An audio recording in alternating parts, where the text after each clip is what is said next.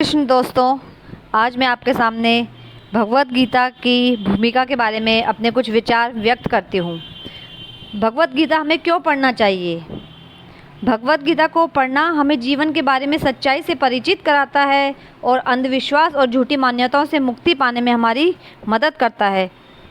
गीता से प्राप्त ज्ञान हमारे संदेहों को दूर करता है, अर्थात जो गीता से हमें ज्ञान प्राप्त होता है, जब हम उसे पढ़ते हैं और जो उसमें बातें बताई गई है उन्हें हम धारण करते हैं, ग्रहण करते हैं, तो उससे हमारा संशय दूर हो जाता है और हमारे आत्मविश्वास का निर्माण करता है। गीता की शिक्षाएं हमें बताती हैं कि हमें हर कार्य करने से पहले अच्छी तरह सोच लेना चाहिए। कोई भी कार्य हम पहले करें तो उसमें अच्छी तरह से उसे सोच लें कि ये कार्य सही है या गलत। गीता हमें क्यों पढ़नी चाहिए? गीता पढ़ने से क्या होता है? गीता पढ़ने से व्यक्ति का आत्मबल बढ़ता है और व्यक्ति साहसी और निडर बनकर अपने कर्तव्य पथ पर आगे बढ़ता है। रोजाना गीता पढ़ने से शरीर और दिमाग सकारात्मक ऊर्जा की तरफ विकसित होता है और ऐसे व्यक्तियों को भूत पिशाच आदि का भय नहीं रहता। अर्थात जो व्यक्ति गीता का नियमित पाठ पढ़ता है, कुछ नियमित हमें डेली थोड़े थोड़े श्लोक हमें पढ़ने चाहिए, उससे हमें बिल्कुल भी डर नहीं लगता, ना नेगेटिव सोच हमारे मन में नहीं आती। संपूर्ण गीता में श्री कृष्ण मनुष्य को प्राप्त विवेकशील बुद्धि की भूमिका निभाते हैं, जो कठोपनिषद की भाषा में देह रूपी रथ का योग्य सारथी है। इस प्रकार आध्यात्मिक बौद्धिक, नैतिक और पारंपरिक दृष्टियों से विचार करने के पश्चात पूर्व के श्लोक में भगवान अर्जुन को युद्ध करने की सम्मति देते हैं। भगवत गीता का पाठ हमें कब करना चाहिए? वैसे तो भगवत गीता का पाठ हम किसी भी समय कभी भी किया जा सकता है, परंतु इसका पूर्ण फल प्राप्त करने के लिए इसे सही प्रकार से पढ़ा जाना आवश्यक है। जैसे पूजा पाठ और जाप के लिए सुबह का समय सर्वोत्तम होता है, उसी प्रकार से गीता को भी सुबह के समय पढ़ना चाहिए। गीता एक हमारा हिंदू धर्म का पवित्र ग्रंथ है। इसे कभी गंदे हाथों से नहीं छूना चाहिए और न ही गंदे स्थान पर रखना चाहिए।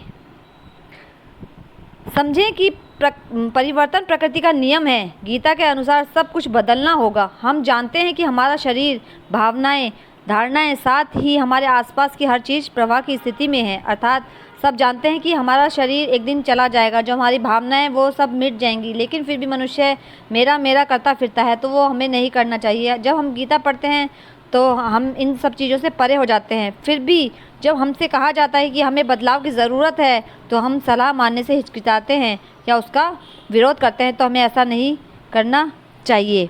भगवत गीता का प्रकाशन और पठन होता रहा है, किंतु मूलतः यह संस्कृत महाकाव्य भारत की एक उपकथा के रूप में प्राप्त है। महाभारत में वर्तमान कलयुग तक की घटनाओं का विवरण मिलता है। इसी युग के प्रारंभ में, आज से लगभग 5000 वर्ष पूर्व, भगवान श्री कृष्ण ने अपने मित्र तथा भक्त अर्जुन को भगवत गीता का उपदेश दिया था, जो मानव इतिहास की सबसे महान दार्शनिक तथा धार्मिक वार्ताओं में से एक है। उस महायुद्ध के शुभारंभ के पूर्व हुई, जो धृतराष्ट्र के 100 पुत्रों तथा उनके चचेरे भाई पांडवों या पांडुपुत्रों के मध्य होने वाले बृहद घातक संघर्ष था। धृतराष्ट्र तथा पांडु भाई थे, जिनका जन्म कुरुवंश में हुआ था और वे राजा भरत के वंशज थे, जिनके नाम पर ही महाभारत का नाम पड़ा था। क्योंकि बड़ा भाई धृतराष्ट्र जन्म से अंधा था, अतएव राज सिंहासन उसे न मिलकर उसके छोटे भाई पांडव को मिला।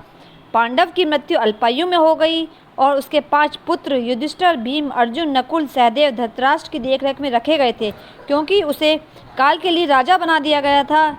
इस तरह धृतराष्ट्र और पांडु के पुत्र एक ही राजमहल में बड़े हुए। दोनों ही गुरु द्रोण द्वारा सैन्य कला का प्रशिक्षण दिया गया और पूज्य भीष्म पितामह उनके परमार्शदर्ता थे। भगवत गीता को गीतोपनिषद भी कहा जाता है। यह वैदिक ज्ञान का सार है और वैदिक साहित्य का सर्वाधिक महत्वपूर्ण उपनिषद है। निसंदेह भगवत गीता पर अंग्रेजी भाषा में अनेक भाष्य प्राप्त हैं, अतएव एक अन्य भाष्य की आवश्यकता के बारे में प्रश्न किया जा सकता है। इस प्रस्तुत संस्करण का प्रयोजन इस प्रकार बताया जा सकता है। हाल ही में एक अमेरिकी महिला ने मुझसे भगवत गीता के एक अंग्रेजी अनुवाद की स्तुति चाही। निसंदेह अमेरिका की भगवद गीता के अनेक अंग्रेजी संस्करण उपलब्ध हैं, लेकिन जहाँ तक मैंने देखा है केवल अमेरिका ही नहीं अपितु भारत में भी उनमें से कोई पूर्ण रूप से प्रामाणिक संस्करण नहीं मिलेगा, क्योंकि लगभग हर एक संस्करण में भाष्यकार ने भगवद गीता यथारूप के मर्म का स्पर्श किए बिना ही अपने मतों को व्यक्त किया है। भगवद गीता का मर्म भगवद गीता में ही व्यक्त है। यह इस प्रकार है, यदि हमें किसी औषधि विशेष का सेवन करना हो तो उस पर लिखे निर्देशों का पालन करना होता है। हर मनमाने ढंग से या मित्र की सलाह से औषधि नहीं ले सकते। इसका सेवन लिखे हुए निर्देशों के अनुसार या चिकित्सक के निर्देशानुसार करना होता है। इसी प्रकार भगवद गीता को इसके वक्ता द्वारा दिए गए निर्देशानुसार ही ग्रहण या स्वीकार करना चाहिए। भगवद गीता के वक्ता भगवान श्री कृष्ण है। भगवद गीता के प्रत्येक पृष्ठ पर उनका उल्लेख भगवान के रूप में हुआ है।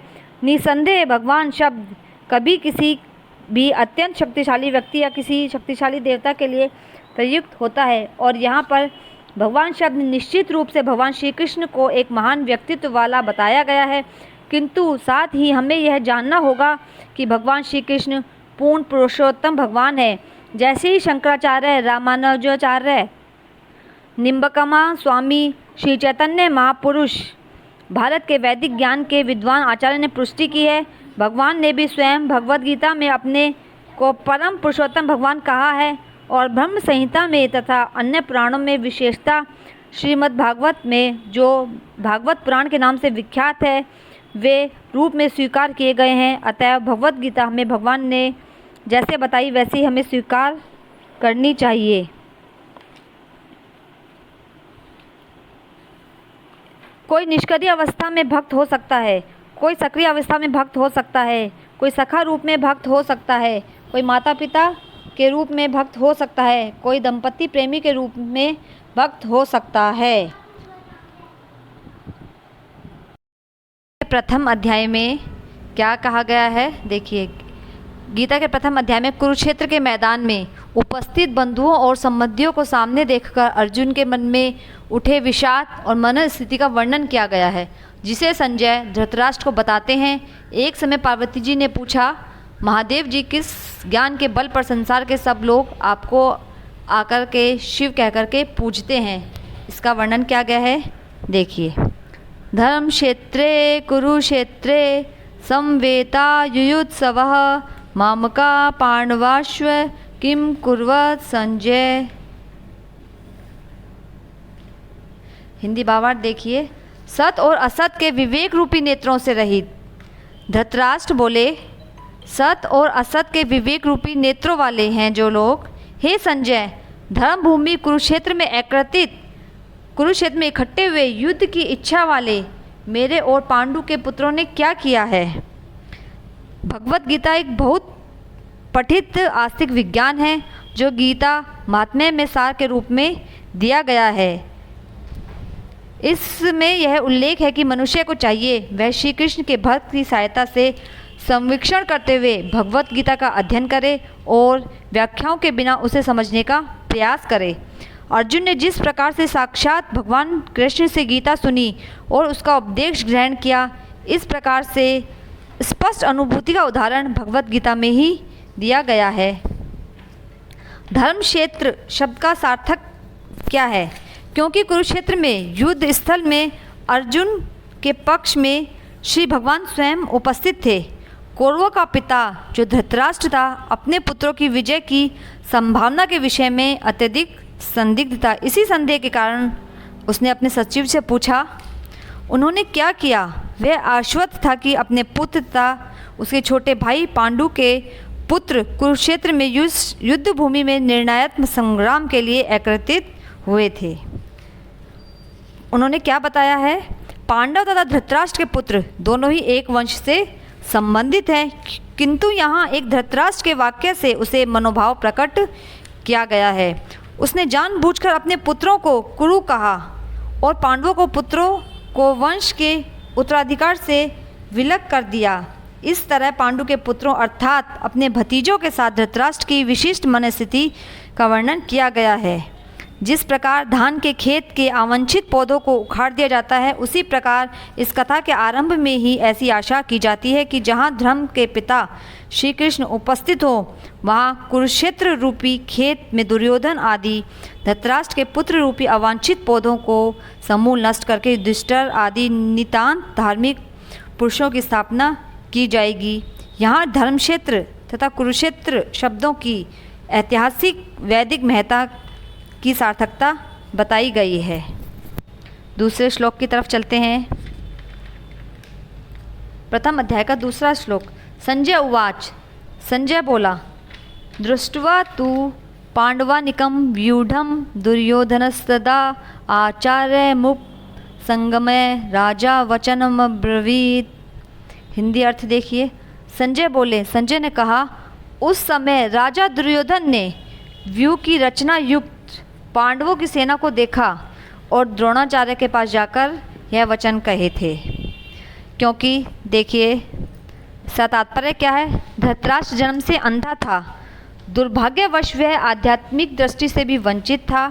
वह यह भी जानता था कि उसी के समान उसके पुत्र भी धर्म के मामले में अंधे हैं और उन्हें विश्वास था कि वे पांडवों के साथ कभी भी समझौता नहीं कर पाएंगे, क्योंकि पांचों पांडव जन्म से ही पवित्र थे।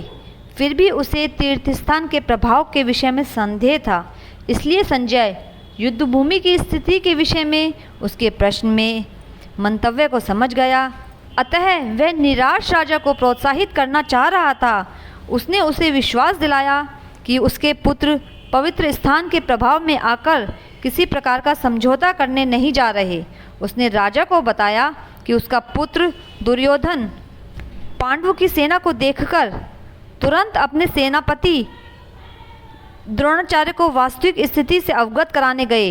यद्यपि दुर्योधन को राजा कहकर संबोधित किया गया, तो स्थिति की गंभीरता के कारण उसे सेनापति के पास जाना पड़ा। आइए गीता के प्रथम अध्याय के तीसरे श्लोक की तरफ चलते हैं। पश्यताम पांडुपुत्राण माचार्य महतीम चमु व्यूढ़ां द्रुपदपुत्रेण तव शिष्येण धीमतः। हिंदी अर्थ देखिए। एताम इस पांडुपुत्राणाम पांडु के पुत्रों की। हिंदी अर्थ देखिए। आचार्य हे आचार्य, महतीम विशाल बहुत बड़ा, चमूम बोलते हैं सेना को, व्यूढ़ाम व्यवस्थित तरीके से कोई भी कार्य किया जाए, द्रुपद पुत्रेण द्रुपद के पुत्रों के द्वारा, तव तुम्हारा, शिष्येण शिष्यों द्वारा, धीमता अत्यंत बुद्धि वाला। इसका हिंदी आप भावार्थ देखिए।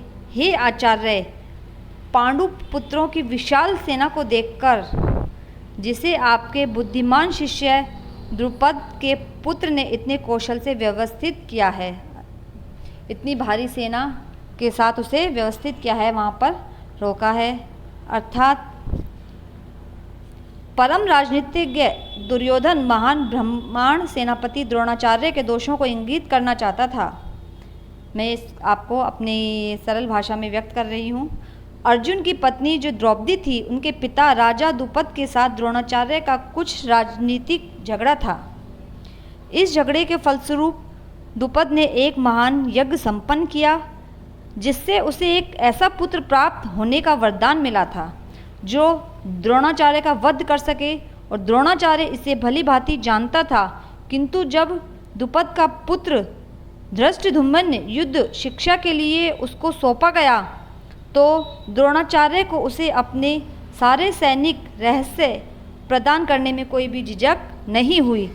अब धृष्टद्युम्न कुरुक्षेत्र की युद्ध भूमि में पांडवों का पक्ष ले रहा था, और उसने द्रोणाचार्य से जो कला सीखी थी, द्रोणाचार्य ने उन्हें कला सिखाई थी, उसी के आधार पर उसने व्यूचक्र रच दी थी। दुर्योधन ने द्रोणाचार्य की इस दुर्बलता की ओर इंगित किया है, समझा रहे हैं, जिससे वह युद्ध में सजग रहे और समझौता ना करे किसी भी तरह का। इसके द्वारा वह द्रोणाचार्य को यह भी बताना चाह रहा था कि कहीं वह अपने प्रिय शिष्य पांडवों के प्रति युद्ध में उदारता न दिखा बैठे, मतलब उनके प्रति भावुक न हो, विशेष रूप से अर्जुन उसका अत्यंत प्रिय एवं तेजस्वी शिष्य था। अर्जुन के पास बहुत ही तेज था, बहुत तप था।